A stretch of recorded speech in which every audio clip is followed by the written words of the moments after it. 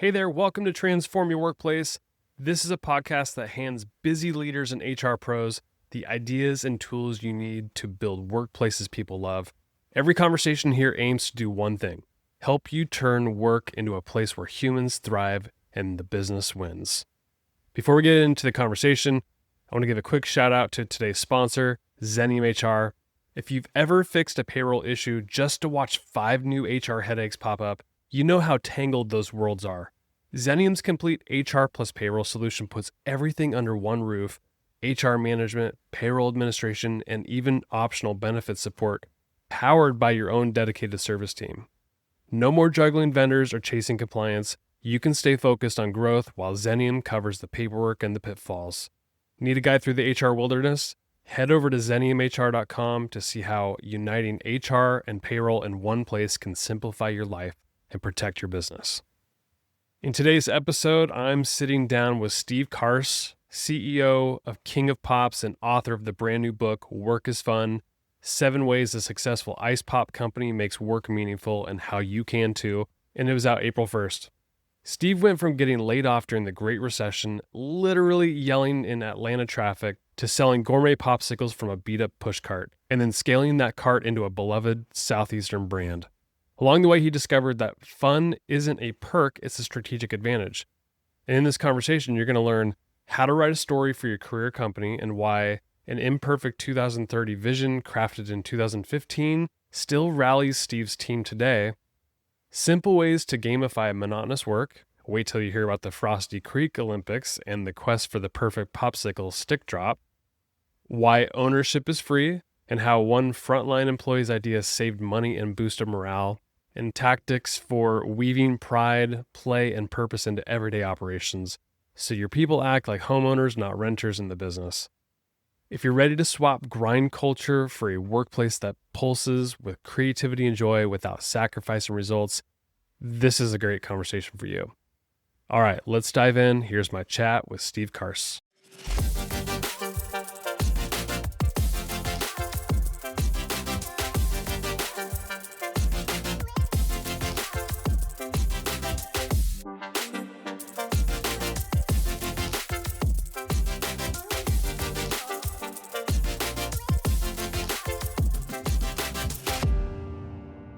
Steve, it's a pleasure to have you on Transform Your Workplace. Thanks for coming on the show.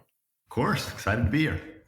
Well, congratulations on your new book. It's called Work is Fun: 7 Ways a Successful Ice Pop Company Makes Work Meaningful and How You Can Too. This is out April 1st. So by the time this episode's out, you will probably have a bunch of reviews, 5 stars, and thousands, maybe millions of purchases. It's a really thought out book, a lot of storytelling, and it makes the ideas stick. I want to start personal with you. You were laid off from AIG. You were sitting in Atlanta, traffic, broken car, and you had this, I think you even screamed in the car, and maybe somebody caught you doing that, but you had this realization that your life was kind of on that hamster wheel, rinse and repeat. Yeah. And you wrote, I imagine myself making this drive for 40 more years, and it made me sad. Yeah. So looking back, what did that moment, what did that awaken in you, and how does that drive the way you are today? I think it was the beginning of what I will call a second phase of trying to have work be fun. I grew up wanting work to be fun. I thought maybe it couldn't be after seeing my peers go into this phase of, what we're maybe brought up thinking work should be like. And in that moment, I was still employed and I was just frustrated. And the AIG story is, the headlines and why many people are aware of it. It's a very, very large insurance company, but most people are aware of it that are at least in the millennial age group from the Great Recession. And a lot of folks got laid off in 2008, 2009. So when I had that exact moment, I think it was maybe the moment in my brain that was triggering frustration around that. And that maybe was the climax of that frustration, but it took an external force, a Great Recession, for me to actually make that change, which is partly what I want the book to be, is don't wait for these events to happen for you to start enjoying it. You and I must be close to the same age because like I got out of college and started professionally working in like 2007, 2008 time frame. And I remember that time, like the Great Recession. It was, and a lot of people were in like the pits of despair. And there's a lot of people that would just stay in that rut and not climb out of that. But you took a different approach. You end up starting your entrepreneurial journey. Like tell me about like that. What was the aha moment after the being laid off to like you start this ice pop company? Yeah, I was probably among the lowest 10% at AIG in pay. And so I think I made it through several layoffs, which was like Wow. time of reflection to be like, oh, this is probably coming.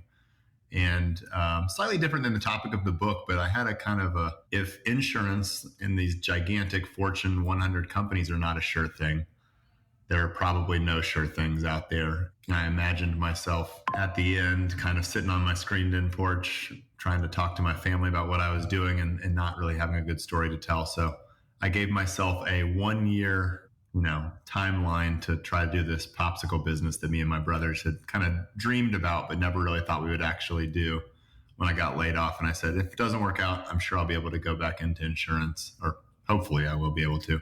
Just as good of a chance as I would if I jumped right back in. So I took my $7,000 of savings. I thought that was a lot of money at the time. That's a ton of money. Turns out a grease trap to get installed at like any of these spaces that I wanted was like $30,000. So I took to the kind of paleta push cart that you may have seen in if you've traveled to South America or Mexico or anything like that, or a lot of the U.S. to be honest. And we went to one special gas station corner, which is where I was hoping to set up.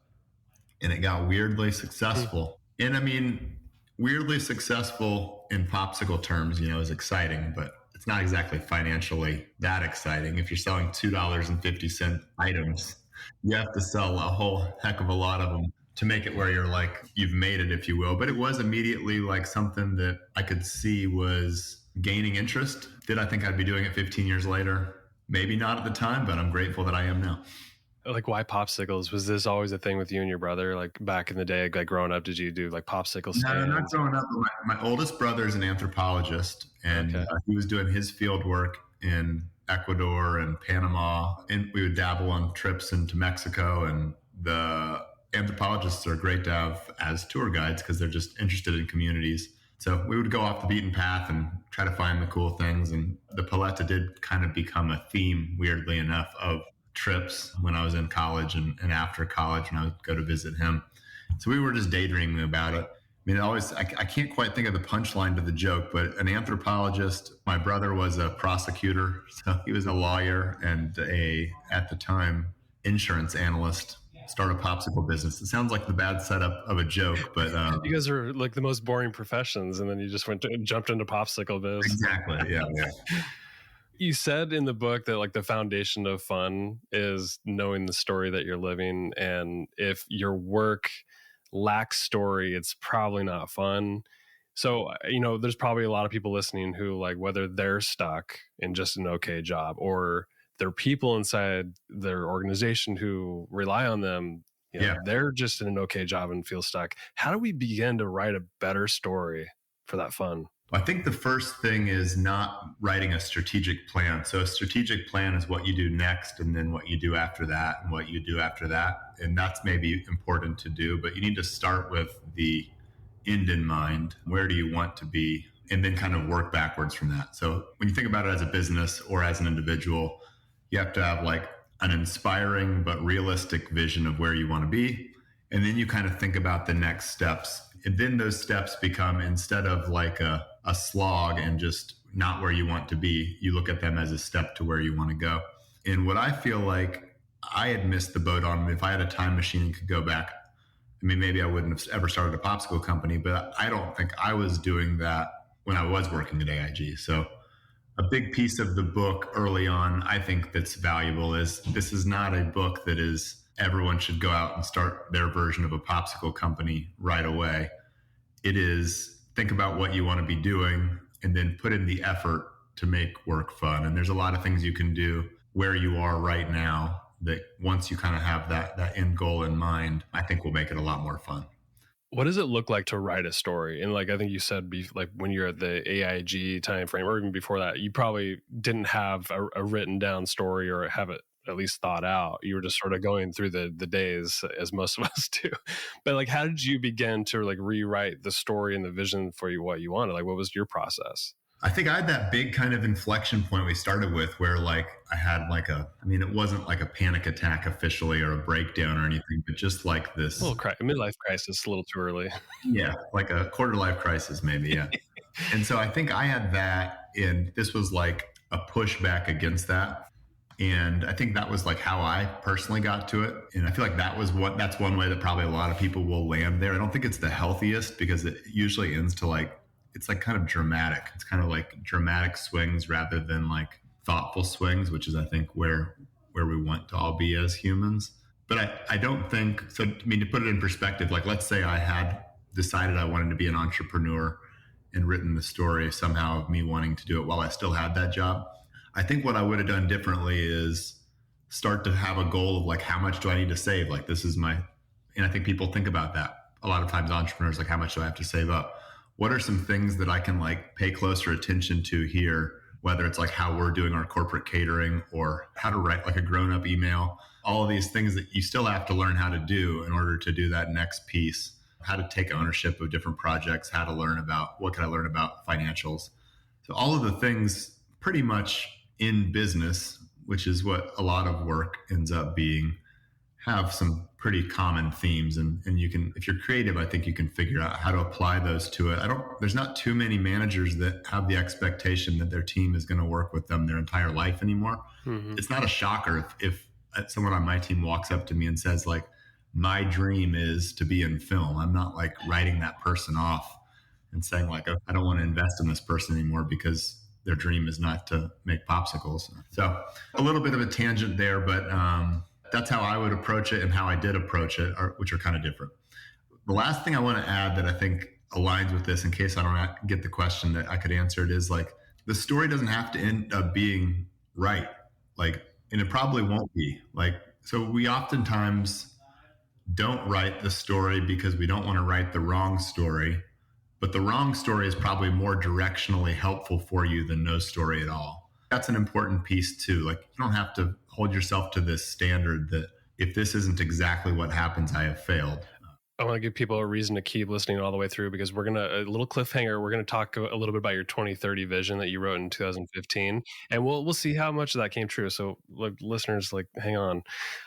In chapter 2, you talk about these are the good old days. And I love that phrase because it grounds us in the present, whereas most people are either looking behind them or forward. Yeah. You share some pretty rough, like, good old days stories too, like selling melting popsicles at events and probably begging people to buy.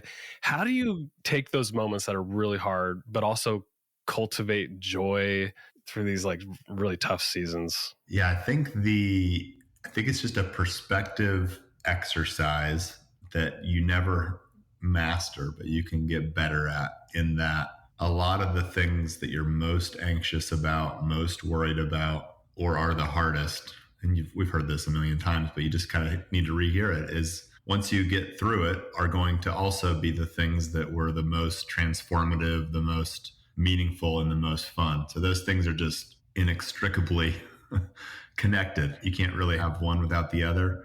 So I think that the awareness of that when you're going in, like for me, public speaking is still like uncomfortable. And I also, within like a minute after finishing, I'm like, that's great. I want to do that again. I think it's the same thing with, the stories in the book are like, I mean, the first time you sell a pop to somebody that you've made and you're charging like a retail price, it is a pretty intimidating thing because I don't have any culinary training. I have no idea what I was doing.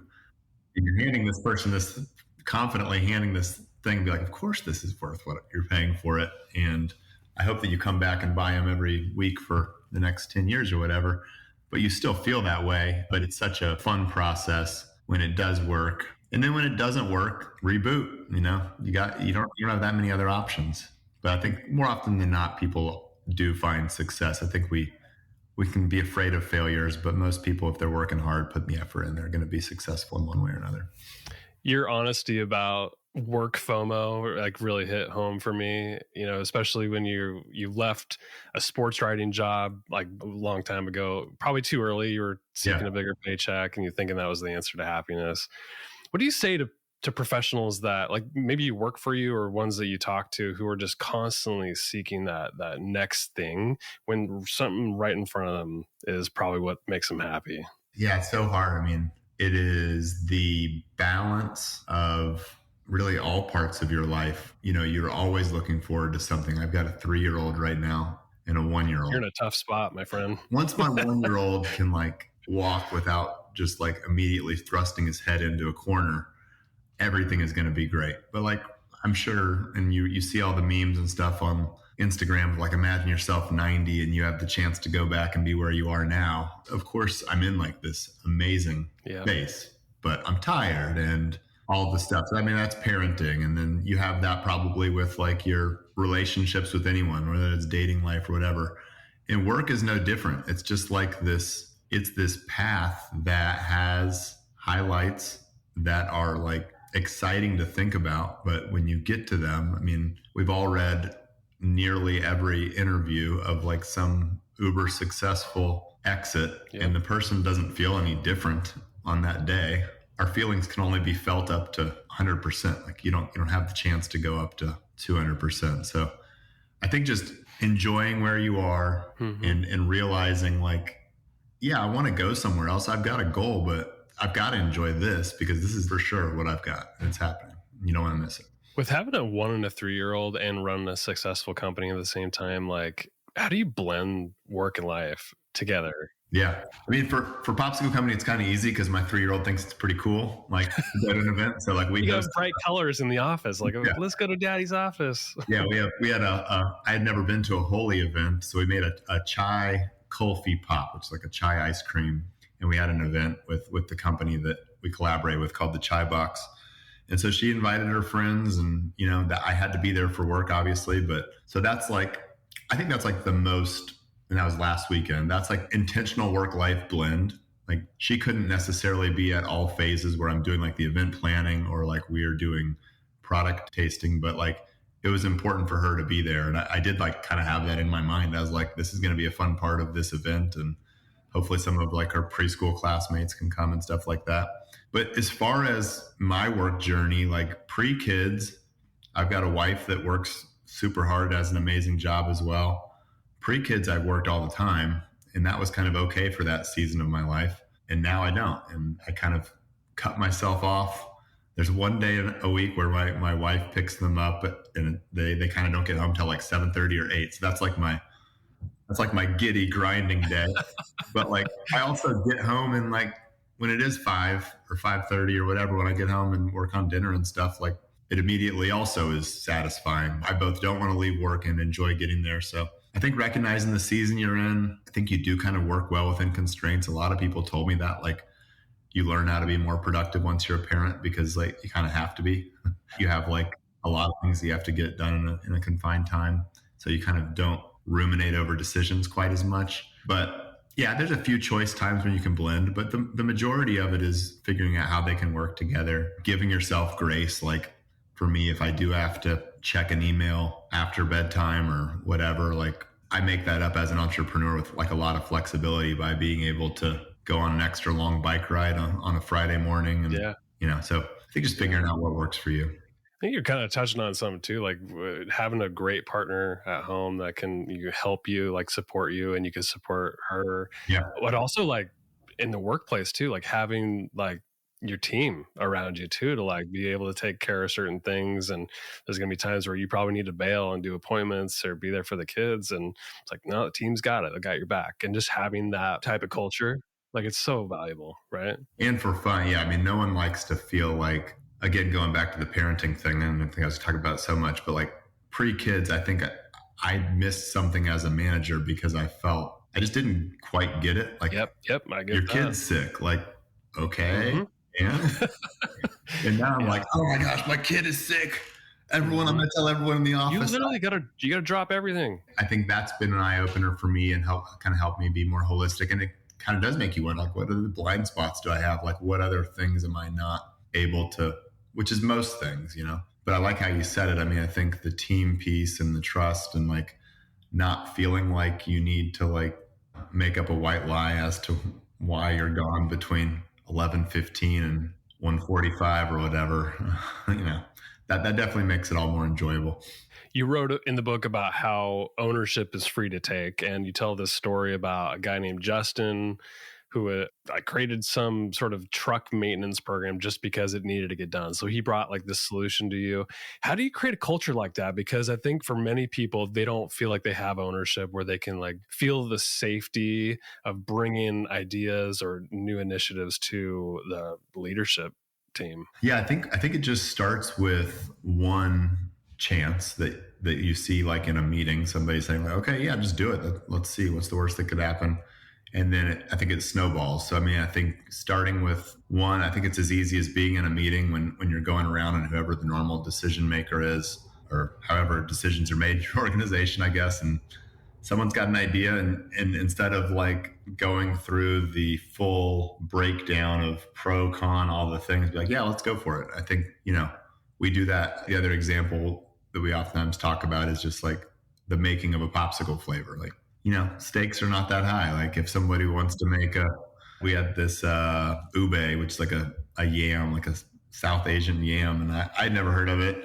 Somebody come back from a trip, they're like, I want to make an ube pop. So they made an ube pop. And for sure, like when they went out and sold that pop, it was far more exciting for them than to sell another cookies and cream or whatever we had been kind of peddling that they didn't have as much investment in, if you will. So I think just being honest about like from the leadership side, like, does it really matter if we do it exactly how I want? And then from the, you know, the employee or the individual side, thinking about like, yeah, I mean, what can I volunteer myself for that is reasonable? Like if somebody says like, I want to learn accounting, so let me close the books this month. I mean, maybe I'm not going to be too excited about that unless you're like somehow also a CPA. But if you're saying something that it was like this truck log, like we were doing a pretty bad job at it. It needed to be done. He was like a car hobbyist. He liked to tinker and it was a great fit. So, I mean, I think that made it in the book because I'll never forget it. It was just like, this is better than anything I could have ever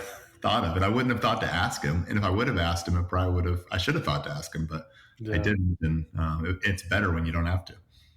I love stories like that because it is true. It's like if people take ownership in their work, they're likely to have more pride. And you talk about pride in the work too, or in the book too. It's you talk about how it's like it builds this compounding interest in a lot of ways for leaders who might be listening to this and want to build that pride that compounds the way you're describing it. How do we effectively do that? You know, I know a lot of organizations will throw like, let's do pizza parties and gimmicky stuff. And I think those things are fine, but like, is that going to transform your culture? Yeah, I think ownership that we just talked about is a great first step because I think that's going to speed it up. It's easier to be proud of like the things that you have fingerprints on. And then another one that we already talked about, they all kind of, I think pride is the output that you're kind of going for. It's not something that you can just assign to people. So story, like the organizational story rather than like the individual story, is something that they need to understand. So we talked about the 2030 vision. So we'll keep teasing it a little bit, but the idea that this vision is cool to them, at least bits and pieces of it are going to make them more proud as well. I think, pride, I like to think of it this way as like, we all would love for our team to be incredibly proud of the company and the work they are doing. That is, I would say, the end result of doing a lot of this work. You did say about pride, you said it's illogical, but it's important most of all. Like, what do you mean by that? I think it's illogical because you will do things that do not make sense. Like, so from like a business standpoint, we can now sell, I said $2.50 earlier, we now sell them for $4 and we have like a range of what a cost needs to make for us to be profitable. But if we're making a pop that doesn't taste good and it's going to cost us 27 more cents to get it there, like it is kind of illogical for us to do that. Like we are now kind of operating a business to lose money. But pride will compel you to do those things. And I think over time, like you would make the argument that like it's going to come back around. So I think there's just oftentimes where you just do the silliest stuff because of pride. Like another example would be we get a call out for a wedding, right? We get invited to a lot of weddings. We get a call out for a wedding. I can remember this happening more times than I'd like to admit. I'm at like a festival or I'm working at a farmer's market or something that's like, it's not a life event where somebody's going to remember it for the rest of their life. And I get the call out, and then simultaneously, like 6 minutes later, I get the call from the wedding planner, and they're like, "Where are you?" Oh no. And I'm like, "Oh gosh, we got to figure that out." So like the logical thing to do that instance is to say like, "I'm so sorry, like we're not going to be able to make it to the wedding. Chris was sick, and da da da da." What you do if you're proud is you, in a blink of an eye, say, "I'm heading there right now. I may be 13 minutes late, and instead of banana pudding, here are the 5 flavors I'm going to be able to bring," and you show up, so I think that's what you do when you're really like proud, I guess, of what you're doing. So I don't know, those are a couple examples that come to mind.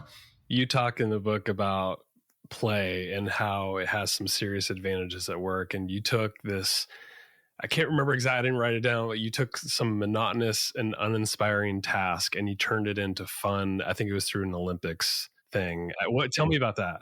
Yeah, so when you make pops, all of it's pretty monotonous at some point, but the Seems so fun. popsicle sticks go into it's called a stick holder, pretty creative name. Yeah. And there's machines that do this, but they always break. And for whatever reason, year after year, we come back to we just drop the sticks. And usually it's like a good thing when someone's early on and they haven't learned a lot of the other stations, they end up there. Cause I mean, my daughter could probably do it. It would be kind of slow, but so we started to race. Like you get pretty fast at it and you kind of get proud of like the strategy that you develop. Like some people try to go one at a time really fast. Others like kind of systematically will drop 5 into the thing at a time. So we started to once a month have a race where we would do that. Other things that are like gamifying monotonous tasks, we would like pour the pops. We typically are like weighing them, but we would try to do it like by skill to see who could get closest into the exact weight of how much it would be. So just silly little things that like make that moment more fun, but it is kind of in the back of your head when you're redoing the task over and over. Like, how could I improve 5% on the Frosty Creek Olympics coming up? I think that's a little one for play. I mean, play is definitely like, I think when you see the title of the book, where everyone's brain goes to, and I think it's an important one. I think it's like typically like the most cringy or the most kind of uncomfortable for leaders to like suggest that we're going to do some sort of play, but maybe you could just reinsert the word lightheartedness or like, yeah, anything in a meeting where it's just acknowledging like this is not that serious. I think is another way to think about it. Years ago, and I've done this like 3 different iterations. I work at the same company for like 17 years. So we created this program called Passport to Zenium, and it was this gamified version of like everyday tasks, and there was like miles associated with each task. It's like a race around the world. And so I put people in teams, and they would do stuff like get a Google review from a client, ask for a testimonial, get a case study, do a podcast with me. Various tasks that like helped with the overall brand. People are super competitive. Having play in work is transformational. So I buy into everything you're saying. Yeah, you made me think of it. I haven't even thought of this example till now. We have our franchisees have like a year-long bingo card. That's awesome. And the things on the bingo card are exactly like you're saying. It's like, write a marketing email. Yeah. Wow. But it is more fun if you're like, okay, now I've got to do this and this, then I'm going to get bingo or whatever. So those little pieces, I mean, I'm really inspired by a company called Zingerman's in Ann Arbor. And a lot of it is just like putting a poster up that says like, some goal and having doesn't even have to be fancy prize associated with it. And you can kind of come look at it and have I think if you can apply like some silliness to it, it makes the whole thing. And it's best if it's like an inside joke for that group, the 7 to 11 people that are involved with it or whatever, they think it's funny. It doesn't really matter if anyone else does. I think those are the best. Chapter 6, you talk about teamwork, and you kind of flip the script from most organizations. A lot of people like to do team building exercises, trust falls, but you highlight the importance of shared experiences, even if they're not great. Yeah. What's a moment at King of Pops when this thing came to life for you? Yeah, so it's like I think we have a lot of slingers that come back year after year, but for many of them, it's like a one and done. They got like a year in college before an internship or whatever. So it's kind of like this summer camp e vibe. Like, I mean, they're not really the same age. It's like age 16 through 36, maybe. I don't know, 56. It's a wide range, but it's kind of like a camp vibe. And we learned early on that the music festivals are, first of all, like these events that everyone just wants to do. It's like the holy grail of a King of Pop's working is to get to go to Bonnaroo or Governor's Ball or one of the big music festivals. And they're kind of hit or miss. Like you either make a lot of money, like anything in life, you break even or you lose money. And it wasn't like where we wanted to spend all of our energy because it's a lot of logistics and all of that. But there was this underlying piece when we stopped doing them for a little bit where like the team was just not clicking as much. And what we realized was these groups, when we were doing them, we would maybe do like 4 to 6 a year. And Nick and I would go to a couple of them. And sometimes we wouldn't go to any of them. That's probably when they were bonding the most. But they would come back from that trip just a different group. Like they would be, a couple of them would then be hanging out individually. Outside of that, they would know just, they'd have like we were talking about before, little inside jokes. So like, it's basically the hardest popsicle selling job there is to go like to a camping festival, most of all, and like fling pops for 12 hours and it's never good conditions. It's either too hot or it's a mud fest or, you know, but it's always a story. And when you build a story with somebody that is, you're the biggest decider of the fate together as a team, that team kind of undoubtedly will bond. So yeah, that's been a good kind of piece of the playbook that we make sure to bring back each year. In the book, you highlighted from the Pew Research Center, they decided that like half the workforce enjoys their jobs. But in your experience, like even fewer people seem to want to talk about it. So maybe that number is like even worse. For leaders who are listening to this, episode, how do they create a workplace people enjoy being at? Like, where do you suggest like action items just like to start first? Yeah. I'm not sure if this is the most helpful, but I think it's the truth. So I'll share it. It's a two-way street. So if you've got an employee that is dead set on hating their job, like good luck. Like there's only so much that you can do. So I think that's the one side of it, but it's a two-way street. Like, so if an employee is trying to have fun and the employer is dead set on it not being fun, it's almost certainly not going to be fun for them as well. So I think like that's the reality. Whether that is the most actionable since you're only one of those parties, take it for what it's worth. I think you got to kind of be honest with yourself.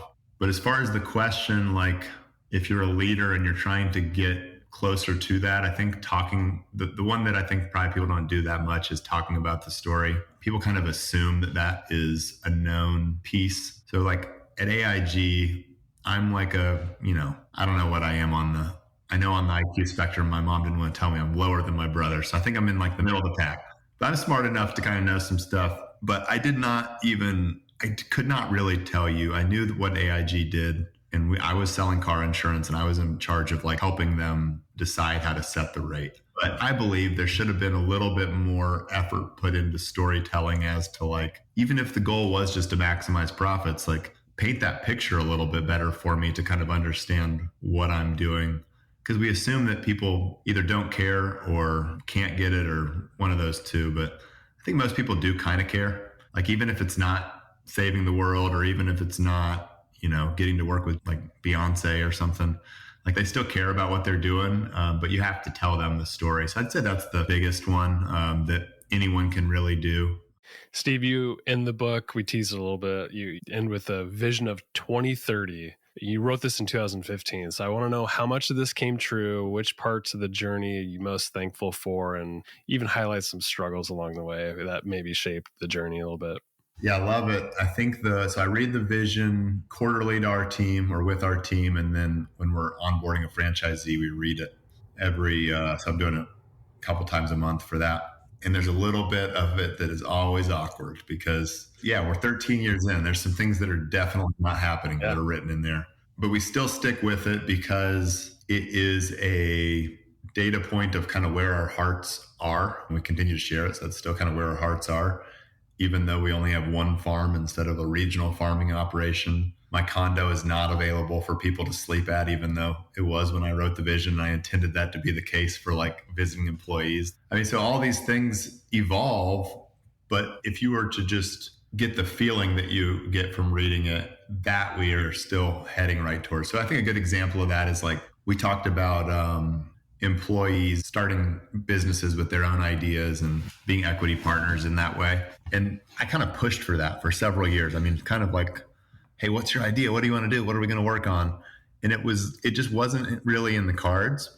But when we started franchising as like our COVID pivot, our backs were up against the wall and we needed to figure out like how to continue to keep the business rolling. And people were interested at that point in time. They'd always kind of have been, but we'd said no. They were interested in getting a cart and selling in their neighborhood. And there were like little neighborhood events happening. So that worked really well. And then as we were going through the vision, like, oh, like maybe employees can be franchisees. So we now have like an 80% discount for employees that want to, like we call it a cartrepreneur, but want to be a cart franchisee in their dream location. So we've had 2 employees take us up on it. We got one in Savannah and one that's in one of the neighborhoods around Atlanta. And so like, it isn't what's written, but it's directionally accurate. So I think that's the feeling. I do think we're at the point, Zingerman's taught us this. I shared about them a little bit earlier, but we're at the point where like, I do think we need to kind of rewrite it just because you don't want to get to like the day that's in the vision and like, this is awkward. I think we'll do another one, probably 5 to 10 years out with kind of the new state of the business and all of that. But it's been really valuable for us and something we still believe in strongly. Steve, fun conversation today. I really appreciate you coming on. Your new book is called Work is Fun, 7 Ways a Successful Ice Pop Company Makes Work Meaningful and How You Can Too. There's lots of awesome stories in this book that I encourage people to go get it. What's the best way for people to either connect with you, buy the book, learn more about what you're up to? 3 ways. LinkedIn is probably the social media platform I'm most active on. King of Pops is coming out with a pop called Work is Fun. So who the heck knows what that might taste like, but that'll be coming out. And I'm doing in-person and virtual speaking engagements if people are trying to kind of infuse some of these ideas into their workplace. So you can check that out at kingofpops.com. And then if you just want to look at kind of the family work-life blend, Instagram's good, Steve Carse. So those are the 3 I would suggest, but I'd love to connect with folks. If you do get the book where great books are sold, I'd love to know what you think and would love to connect with you for sure. And thank you, Brandon, very much. It was a really fun conversation. A lot of fun. My guest today has been Steve Carse, the CEO of King of Pops and the author of Work is Fun. Steve, thanks for coming on. Adios. Have a great day.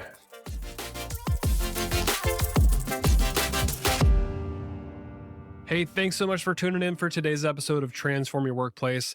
The content on this show is strictly for general information and educational purposes only, so that you can go transform your workplace in a positive way.